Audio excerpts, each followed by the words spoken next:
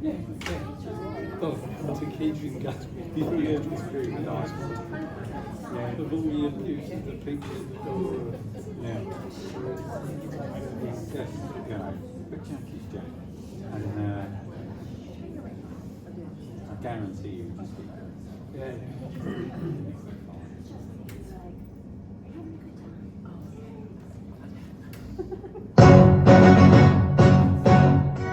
How does a bastard, orphan, son of a whore and a Scotsman, dropped in the middle of a forgotten spot in the Caribbean by providence, impoverished and squalor, grow up to be a hero and a scholar? The $10 founding father without a father got a lot farther by working a lot harder, by being a lot smarter, by being a self-starter by 14. They placed him in charge of a trading charter. Then a hurricane came and devastation reigned. Our man saw his future dripping down the drain. Put a pencil to his temple, connected it to his brain, and he wrote his first refrain, a testament to his pain. Well, the word got around, they said this kid is insane, man. Took up a collection just to send it to the mainland. Get your education, don't forget from whence you came, and the world's gonna know your name. What's your name, man? Meg Cheezick. There's a million things I haven't done, but just you wait. What's your name, man? Meg Cheezick.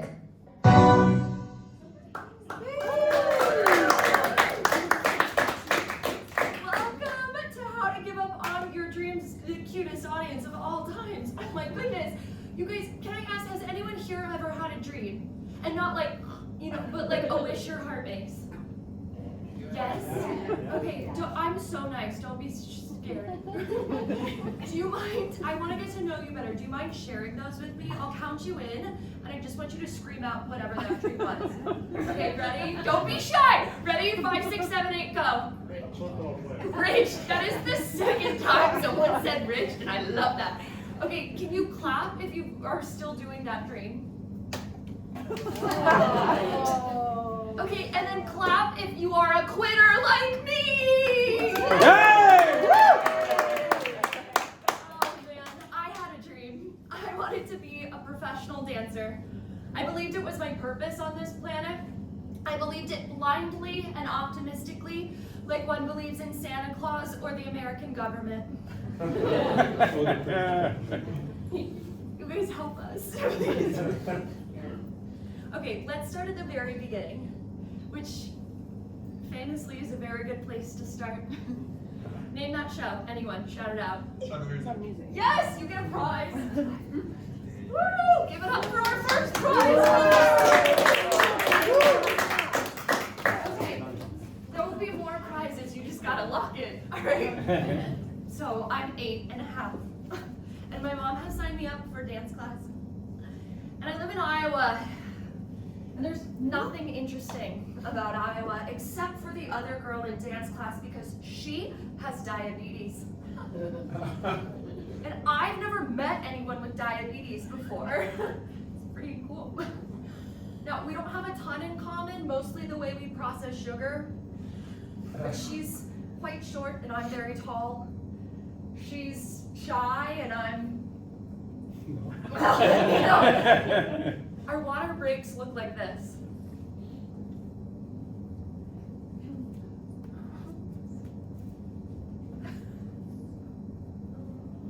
Oh, what's it like having diabetes? The annual recital is coming up and the theme this year is fairy tales. So ballet gets to play princesses and contemporary, they're playing mermaids, and teacher is about to announce the role of beginning jazz. I can hardly wait, I already peed my pants just a little bit. Can I get a drum roll, please? Beginning jazz shall play the role of trolls. Ooh, we got the spooky part, okay? We work in studio perfecting our recital dance. Chasse, kick, ball change, until next thing I know, a volunteer mom is taping on fake pointy troll ears to the side of my head that really help me get into character. She ushers me and Diabetes Girl backstage, and it feels like I had a million pixie sticks. Is that the wing? Is that the audience? Hi, Mom. Sorry. 6, 7, 8. Shimmy. Okay, the shimmy I actually find quite difficult because of my flat chest, so I kind of just move my arms and smile. Chasse, kick, all change. I nail them all. The lights start to give me confidence, and as I twirl around the stage, I feel nothing but joy.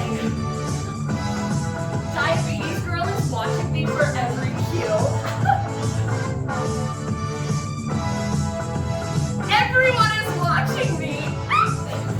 It's time for the grand finale as I chasse, plie, blink, and the crowd goes wild.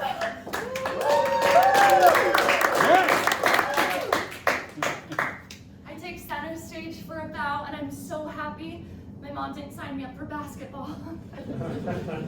My mom is in the atrium, and she greets me with hugs and flowers, and see, she's taken me to a lot of piano recitals in the past, but this is different. First of all, I'm actually good at it. But it's like I've always had these really big emotions, you know? I cried every time my Tamagotchi died. Or my millennials had.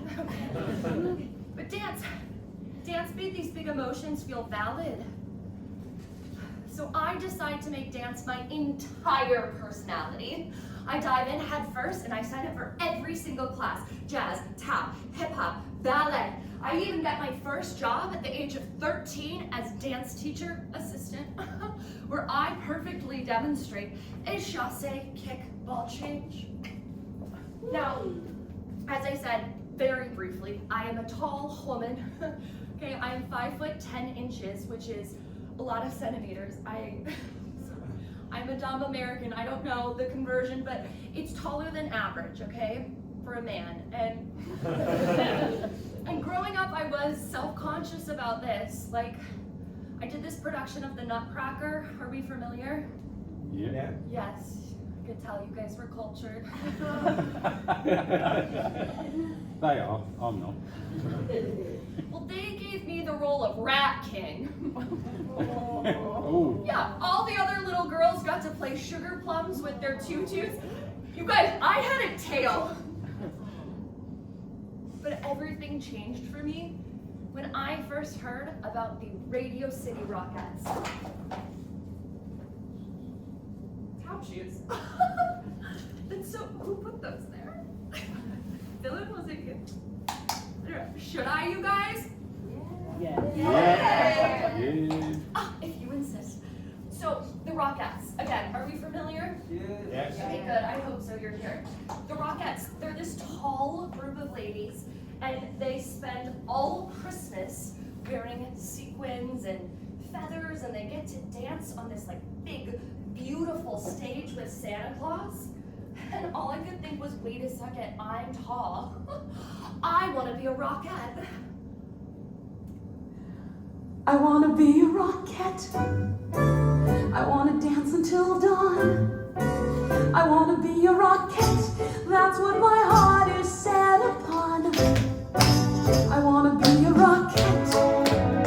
I wanna hear the crowd roar. I wanna feel the magic when they scream for more, more, more, more. I'm gonna know the feeling of getting my dream, and that is my dream. To know how it feels to be someone who's free and who never heals. It's what I was meant to be. You gotta take me, gotta take me, gotta take me, gotta take me, gotta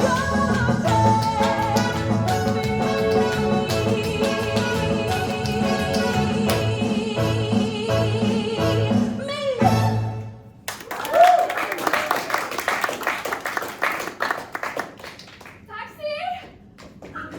Okay, I jump in a cab, and I am now 14, and it's my first time in New York City.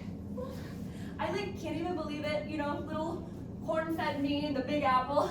It's like, this is the most exciting thing to ever happen to me. Forget the midnight premiere of Twilight, okay? As we zoom down Fifth Avenue, I look out my window and I see the neon lights and the hot dog stand and the man that's selling fake Gucci bags on the sidewalk. I am in love instantly.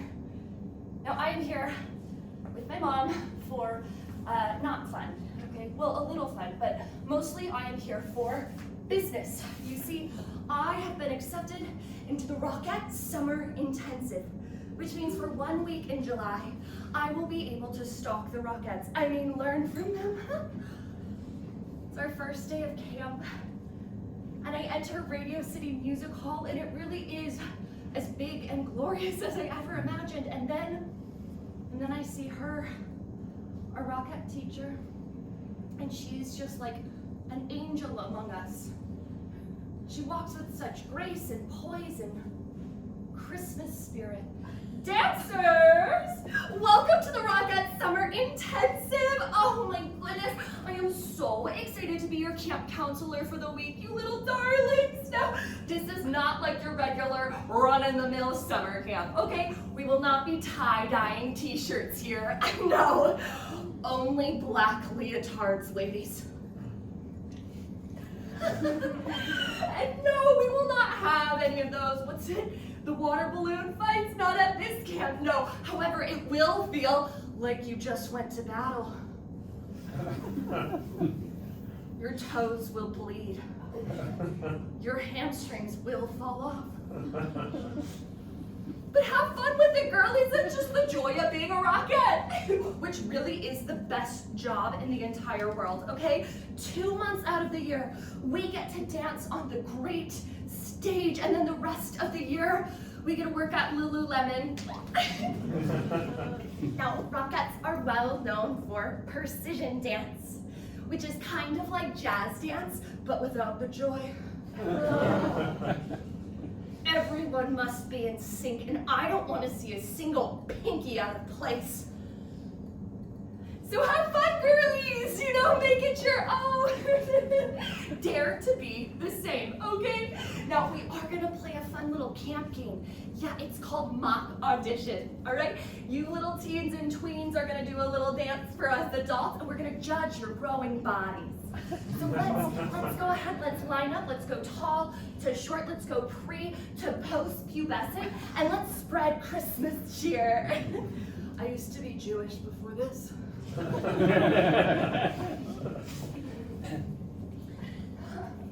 Camp is so fun.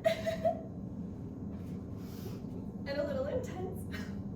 At mock audition, teacher tells me my elbow is built funny, and I'm like, so sorry. I let her know I'll fix it, okay? Because I will do anything to be them.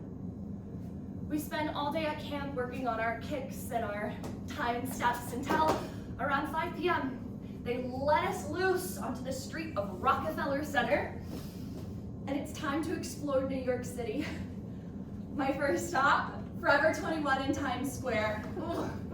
Which, if you don't know, Forever 21, it's like Top Shop for baby whores. We don't have Forever 21 in Iowa, so I found the Slut Princess tee really hip and chic. I dragged my mom through the 4 floors, combing through the rocks of sequins and feathers, and unlike the stores in Iowa, I can't find any practical use camouflage. We wrap up our shopping spree, and it's time. We have tickets to see Phantom of the Opera on Broadway, and I am obsessed with Phantom of the Opera. Ever since the DVD came out, I watch it on repeat. And if I'm not watching the DVD, I'm listening to the soundtrack. And then I keep trying to bring it up with my friends that are teenagers. Like, yeah, no, I'm Team Edward for sure. Have you heard of the Angel of Music? I plop down in my tiny velvet Broadway seat, and as the lights dim, I feel this wave of transcendence wash over me.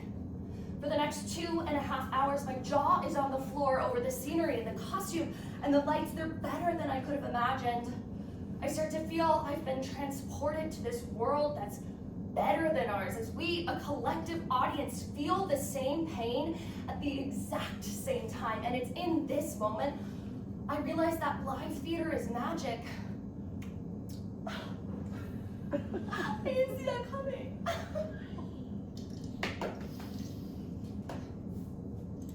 Camp ends, and my mom drags me back to the airport, and I'm pissed. But I know I'll be back. I'm gonna be a rockette someday, and then off season I'll do Broadway. It's like a really easy career choice. I'm gonna see every show out there, and my entire wardrobe will be from Forever 21. I have such a clear vision of what I want my future to look like. Some might even call me a cockeyed optimist. Name that show. Yes, I love it. Okay, some of you need to brush up on your classic. Who was it over here? Who said it? Yay! Don't be shy, you knew it. Okay. I turned 18. Where was I? I turned 18 and I was ready to move to New York and make all of the dreams and all that happen. I even got accepted into the Joffrey Ballet School, which is a lot like summer camp but on steroids in that there is not a book in sight. My mom, however, wanted me to look at a university program where I could, still end up in debt but with a diploma. She said I had to be pragmatic about my dreams, And so I found a program that focused on jazz and tap and musical theater, and some of their notable alumni are Kristen Chenoweth, Kelly O'Hara, me. Unfortunately though, that is how I ended up in Oklahoma. Yeehaw!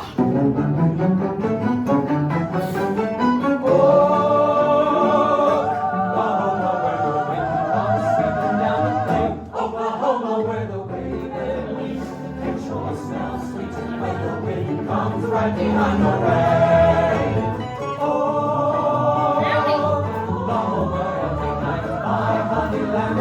Every night we sing alone and talk and watch our hawk making lazy circles in the sky. Yo ho, and the land we belong to is grand. Yippee-yi, yippee-yi, yippee-yi, yippee-yi, yippee-yi, yippee-yi. And when we say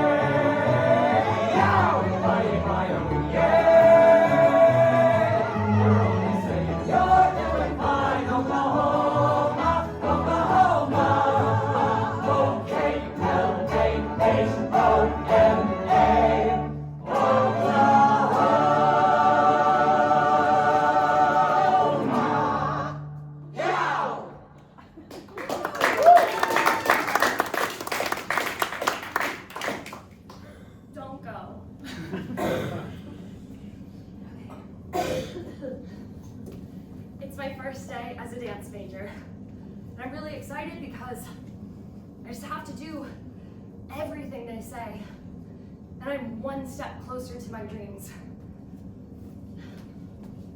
They've called the freshmen together in Studio 5 for an orientation, and as I walk in, I am handed this stack of rules, and it's like 3 inches thick. Again, a lot of centimeters, okay? Imagine a chode of documents. And it's at that moment I see our head ballet mistress enter, looking not a day over 97. She walks with this commanding yet terrifying presence, and I watch as she excavates a hanky from inside her leotard, letting out the biggest, gnarliest old woman cough. Dancers, welcome to your BFA dance program.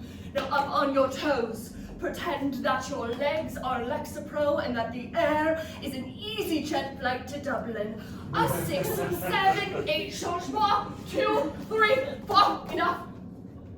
You touched me. No, I mean quite literally, it touched me. Your thighs are, how do you say, fat. Dancers, rule number 1. No one is allowed to be beyond a size 8. By size 8, I mean the size you were when you were 8 years old. I I remember when I was 8. The year was 1925. I was dancing in a modern ballet company in Russia, and our choreographer, a bear. Now up on your toes, dancers. Pretend that your bladder is a thimble and that the floor is a gender-neutral bathroom. A 6, 7, 8 pirouette, 2, 3, 4, enough. Look to your right. Look to your left. Some of you, stars beyond your wildest imagination. Others, teachers. Rule number 2, dancers, you must wear the appropriate uniform. Don't want to see any pink lipstick in here. It makes you look like a whore. I remember when I was a whore. The year was 1975. I was dancing in Amsterdam's red light district. Hey, big spender, spend a little time on me. Let us Batma dancers. A 6, 7, 8, Batma. Batma, point your toes! Rule number 3, dancers. You mustn't be late. Being late is like telling your dreams to go and die. I remember when my father died. The year was 1995, and I was dancing in an off-Broadway production of Cats. I played Mungo Jerry, and my Rumple Teaser, a raccoon. Now up on your toes, dancers. Pretend that your fingers are your friend's solo performance piece, and that your hair is a lobotomy. A 6, 7, 8, just say 2, 3, 4, enough! For now.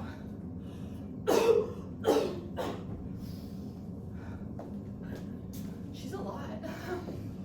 But I'll do whatever she says. If she says sote, I say, how high? Ooh, today is a very important day as a dance major. Today is our weigh-in day. I get weighed in his closet, and they just never turn the lights on for some reason, so imagine a dungeon but with a scale. And as I step on, I hold my breath and I look and see a number that I'm okay with, but more importantly, the ballet mistress is okay with. And I walk out that room and I pass by every other dancer. They're all waiting their turns, looking like the sad dogs on the last day at the kill shelter. Weigh-ins are very important here. They determine your grade in class, your role in shows, and your eligibility to even stay in the program. And at first, I try to gag myself, but my reflexes are on point, gentlemen. I form my own routine around weigh-ins where I will jog on a treadmill with all of my sweatpants, and then I will eat only oatmeal and apples, and then 24 hours before, I cut out water and I take a laxative, because if I can't dance, what's it about? I go to bed at night hungry, but it's okay because I've trained myself that a picture of cake is actually just as filling. Strawberry. Okay, not to brag, but my aunt did see my picture recently on Facebook, and she's worried. Now, I do have a class entitled Nutrition for Dancers, which is different than nutrition for other people, because other people eat. And this class is taught by my top teacher, so in it, I learn how to bomberche. And I also learn that lifting weights is very, very bad for young women. Yeah, who knew? That's how you gain muscle. And absolutely no one is gonna pay to watch a bulky She-Hulk of a woman on stage. Bomberche. Our homework in this class is just downloading a calorie counter app and then turning in a report of what we ate for 2 weeks. So I just have to copy and paste oatmeal and apples and I get an A. College is like really easy. There is this one fun thing they do where they have us constantly audition, and then they rank us from top to bottom, and then they post that publicly on a corkboard. And see, starving myself, I can get behind, but this public shaming, I start to find a little unbearable. And I don't know if it's the 8 prior years of Catholic school or just having a uterus, but I feel a little anxious. Like if I gain 5 pounds, my GPA drops. And if my GPA drops, I lose my scholarship. And if I lose my scholarship, it's back to plucking chickens on the farm for me. I know now, the only way to be successful is to be skinny. And girls will drop out every year to seek treatment, but they're not dedicated like me. I'm the most dedicated. I have the reddest lipstick. I haven't had bread in 3 months. I've given up my critical thinking skills. I'm gonna be a dancer, goddammit. It's senior year, woo-hoo! And all I have to do to graduate is sign off on this document promising, yes, I will weigh the same as a border collie by the time of graduation, or no diploma. So I just follow my routine. I jog in all of my sweatpants and I eat only oatmeal and apples, and then I take a laxative and I pass my final weigh-in and I walk out of that room. Nay, I skip out of that room and I do not stop celebrating until I find the closest McDonald's. After consuming 2.5 quarter pounders, I come up for air. I don't know if it's the carbs that are finally starting to clear some of the fog in my brain. But I start to feel like that was a little messed up. Like really controlling, almost cultish. Time out, crowd. Are you guys into true crime? Yes. Freaks. No, I love true crime. I feel like it taught me a lot, especially as a young lady, right? Like, always share your location on first dates. We know this because, I don't know about you, I want a Netflix special, not a Netflix docu-series, right?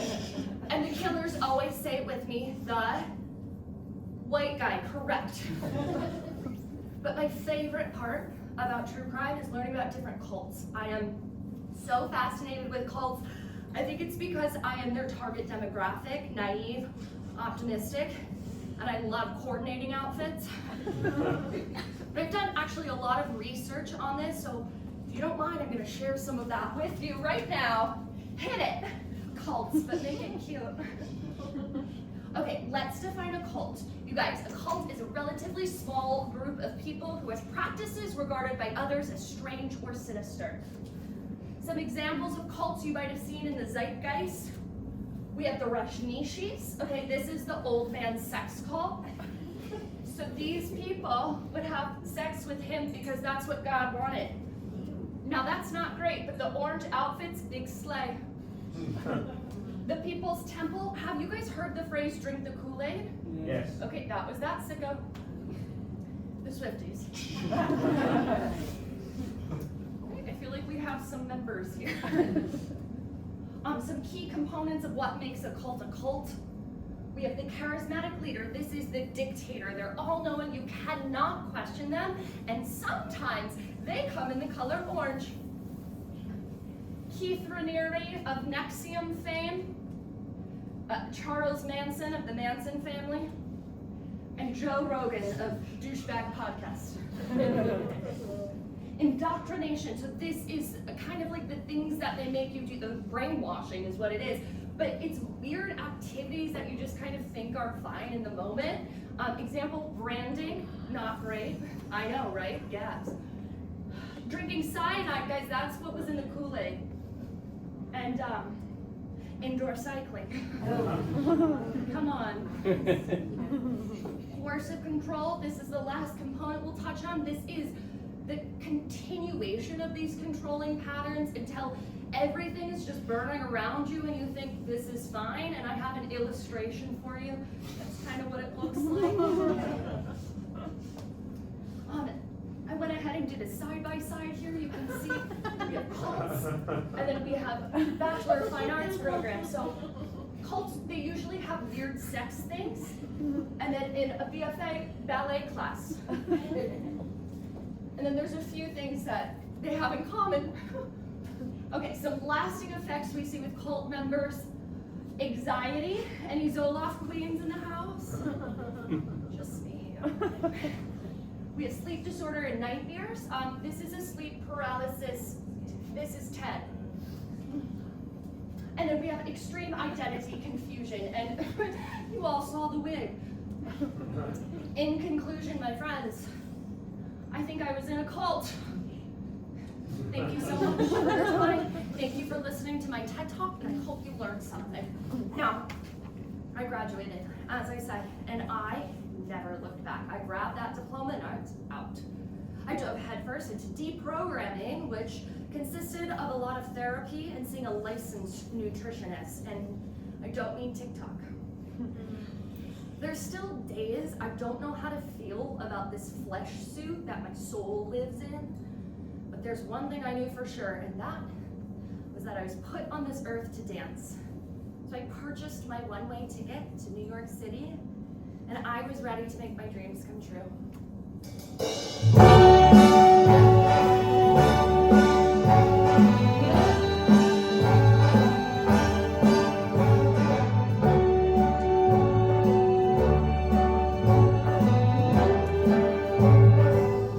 Watch where you're walking, bitch.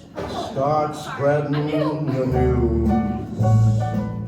I'm leaving today. I want to be a part of it. Fuck off. New York, New York. I want to wake up in a city that never sleeps. Just wait. Sure will go quick. Got it? It's up to you, New York. New Do you want to see a magic trick? Oh my god, put that away! Ugh. York.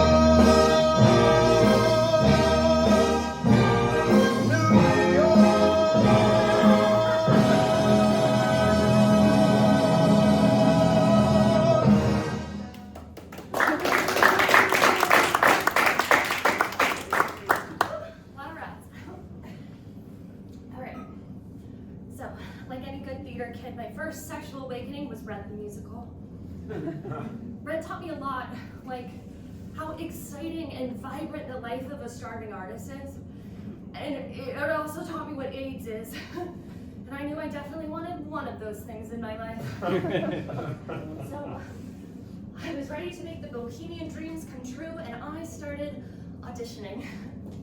I show up at Ripley Greer Studios in Midtown Manhattan, and I take it all in because this is where the dream comes to fruition.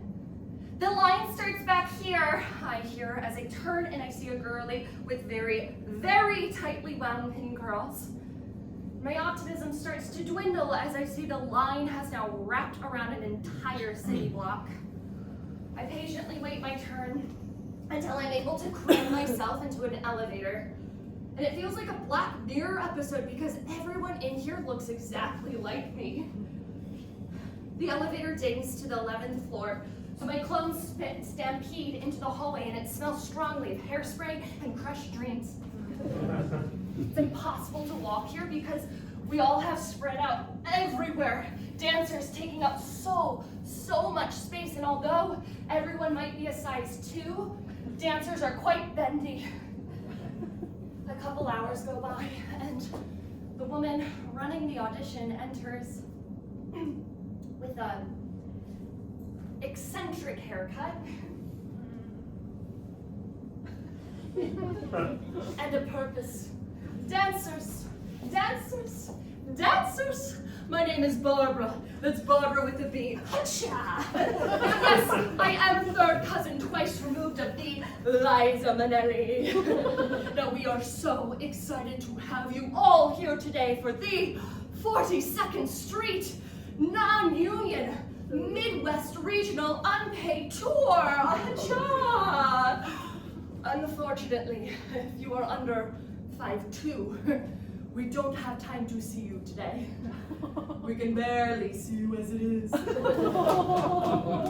Oh, everyone else, we went ahead and went through your headshots, and we have two piles. We have beautiful people and others. And if you're a brunette, bye-bye. Now, darlings, we are looking for someone with strong technique in jazz and in tap and in circus. Show of hands who can do a round-off triple-back handspring. Not many, all right. Well, just so you know, this role we are casting today, you must be able to understudy the ensemble, plus the lead, plus the lighting designer. Show of hands who here has stage crew experience. Anyone change a light bulb? Okay, not many. Well, I suppose we'll learn the choreography regardless. From the top dancer, 6, 7, 8, pique turn, pique, pique, pique. I think my son is gay. Into triple pirouette, step, switch leap, switch leap. My dog has herpes and da da da da da, pacha, pacha. Let's do 4 8 counts of contact improv here, please. Into twirl your scarf, twirl your scarf. If you didn't bring a scarf, you're cut. Into straddle, into high kick, into hacha, into pose. Questions? I didn't think so. We'll see you one at a time, please. From the top, 6. Oh, sorry, before we begin. A show of hands, does anyone play an instrument? Preferably the bassoon? No one, well, I guess we'll see you anyway. A 6, 7, 8, hacha! So I was cut, which is totally fine. You know, they say the job of a dancer is to audition. Yeah, and that dancing is just like a fun little perk. So I just have to continue auditioning. Again, step, kick, leap, kick, touch. Again, step, kick, leap, kick, touch. Again, step, kick, leap, kick, touch. Again, step, kick, leap, kick, touch. Right. That connects with turn, out, in, jump, step, kick, leap, kick, touch. Got it? Going on. And turn, touch, down, back, step, pivot, step, walk, right. Let's do the whole combination facing away from the mirror. From the top. A 5, 6, 7, 8.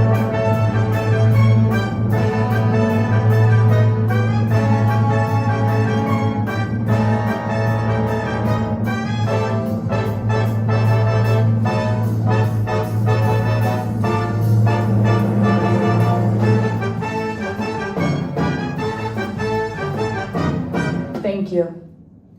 Next. Thank you.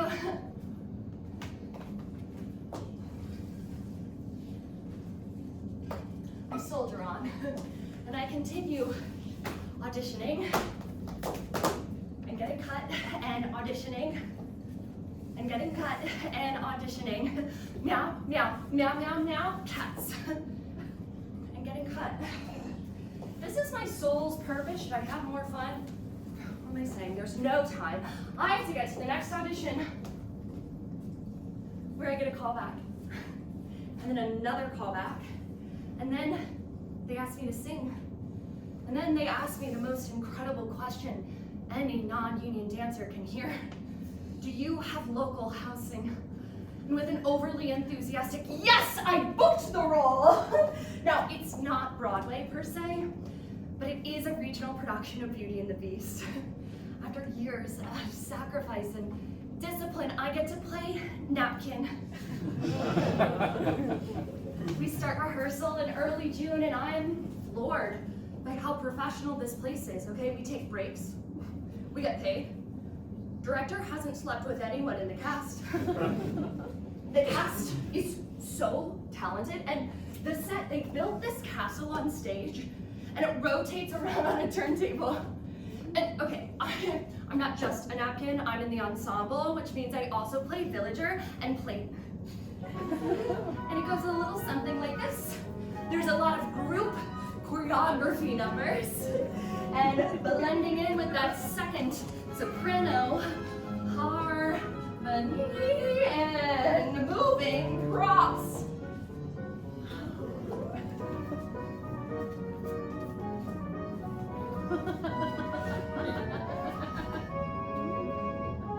Weeks go by, and I grow accustomed to these napkin duties. I do my kicks, I blend with the voices, and I so convincingly and nonchalantly move those props.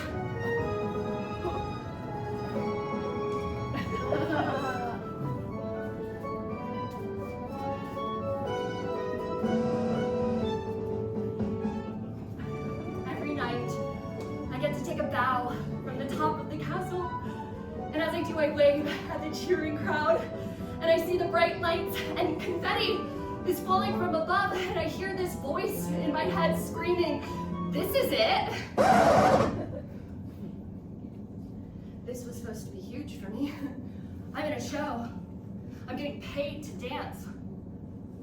Don't get me wrong, I love the adrenaline of a quick change, and I love gossiping in the dressing room, but I can't ignore this cunty little voice in my head. It's feeling unfulfilled and frustrated creatively, and like, I don't get it, you know, because I am doing all of the things, like I should be satisfied. Will I ever be satisfied? Name that show. Will I ever be satisfied? Oh my God, it's a callback from the top. You guys can do this. Contemporary musical. Lin-Manuel Miranda. Say it louder. Hamilton! Yes! You guys know Hamilton, right? It's about how we kind of fought. British American. Okay, anyway. We're sad again. Because the show has wrapped, and for the first time, I feel down. And I try to shake it off, and I drag myself to another audition. Even though my body feels empty, my brain just feels like somewhere in space. We learn the first couple of 8 counts, and it's nothing crazy. Pas de bourrée, turn, kick, blah, blah, blah. And it's my turn to audition. And I hear the choreographer count us in, and the music starts. So I pas de bourrée, kick, turn, and I go blank. And the whole room swirls around me, and it feels like everything is caving in. Oh, this is a panic attack. Oh my God, I really hope the choreographer isn't noticing. That's so embarrassing, okay? I need to get my shit together. My God, like, I need this to work out, because if it doesn't, if I'm not a dancer, I don't know who the fuck I am. We would like to keep the following: Kelsey, Katie Z, Alicia, Amy, and Liz E. Everyone else, thank you. Thank you.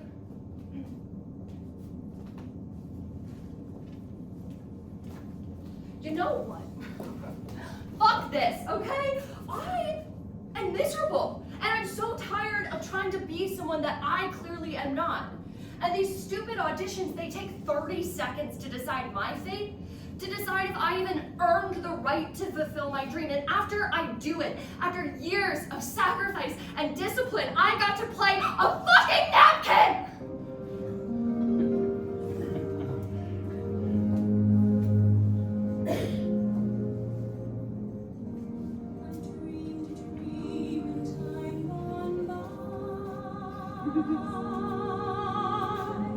When hope was high and life worth living, I dreamed that love would never die.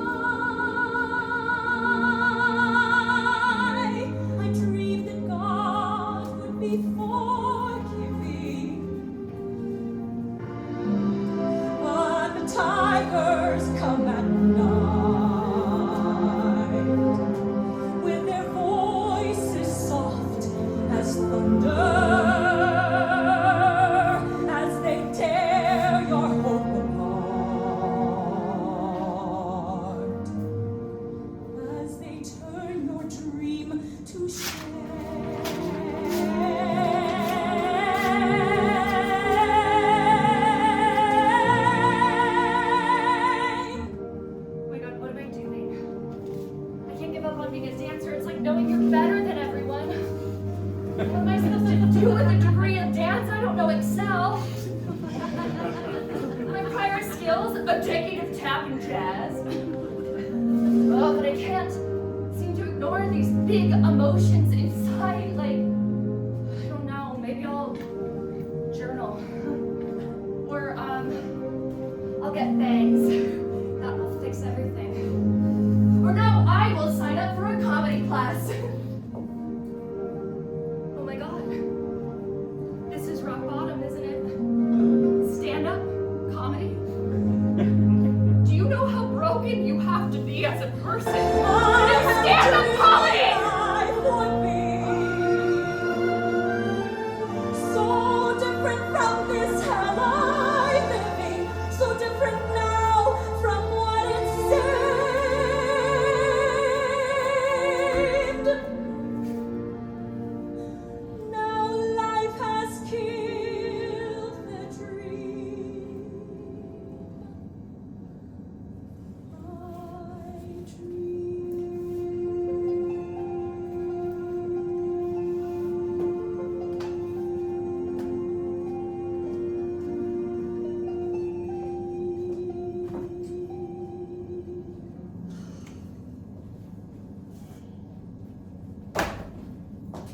In that show. Like this, I heard it. It was quiet, but I'll give you a prize later. Have you guys ever had a mental breakdown as tragic as the French Revolution? It's like for so long, I've known three things. I'm Meg, I'm tall, and I'm dancer. But what if there's more? What if I tried something new? Or what if I let loose a little bit? What if I partied? It's a Tuesday, yet we find ourselves at pianos on the Lower East Side of Manhattan. My best friend pulls me away from some finance bro. That was my type back then. Just kidding, it still is. Almost got it.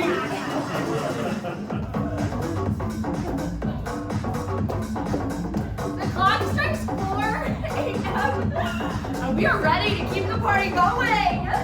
We hail a cab and head to Coney Island to watch the sunrise. And as I tiptoe into the ocean to wash off my makeup from the night before, I see the sun start to peek over the horizon. And I go to grab my phone to take a picture, realizing it's 7 in the morning now. And there was this Norwegian cruise line audition I was gonna go to, and I'll never make it. And that's okay. We take a nap on the beach, which in hindsight, how did we not get murdered? But I wake up with sand in my hair and eyeliner down my face next to my best friend, feeling so free, and I think I should miss auditions more often. For so long, I focused on one dream. The Rockettes and Broadway shows and Forever 21.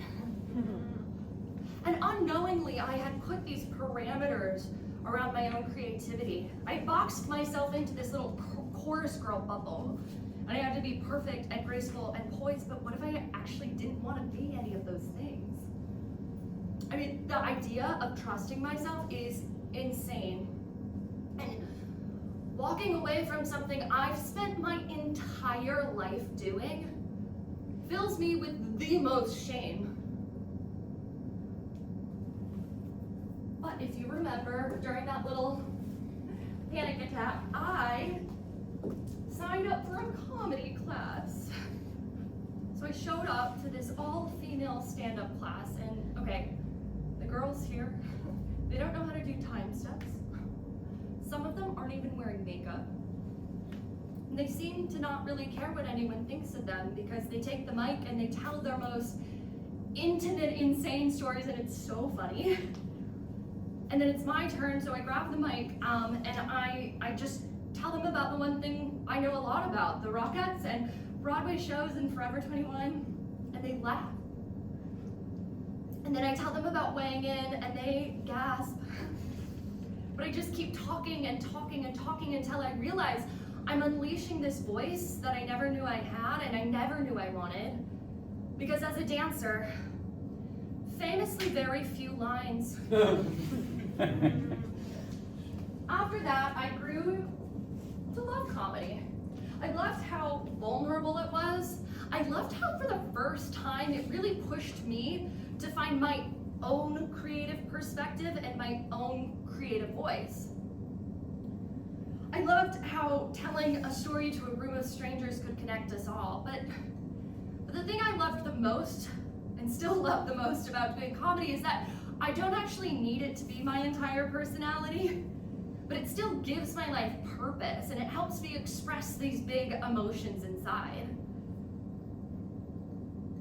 Maybe I give up on comedy someday to be a costume designer, and then I give that up to be a painter, and then I give that up to marry rich, because these artistic pursuits are financially unsustainable. Kidding. Kind of. I think it's okay to give up on your dreams. I think it's okay to let your dreams change and grow. I think it's okay to not know what you want and just be a person that loves and creates and falls short sometimes. On the other side of this complete existential crisis, I found a fuller, happier version of myself. And I learned along the way that my success as an artist did not dictate my worth as a human. Giving up on my dream was terrifying and exhilarating and freeing all at the same time. And I hope that you all have fun giving up on your dreams too.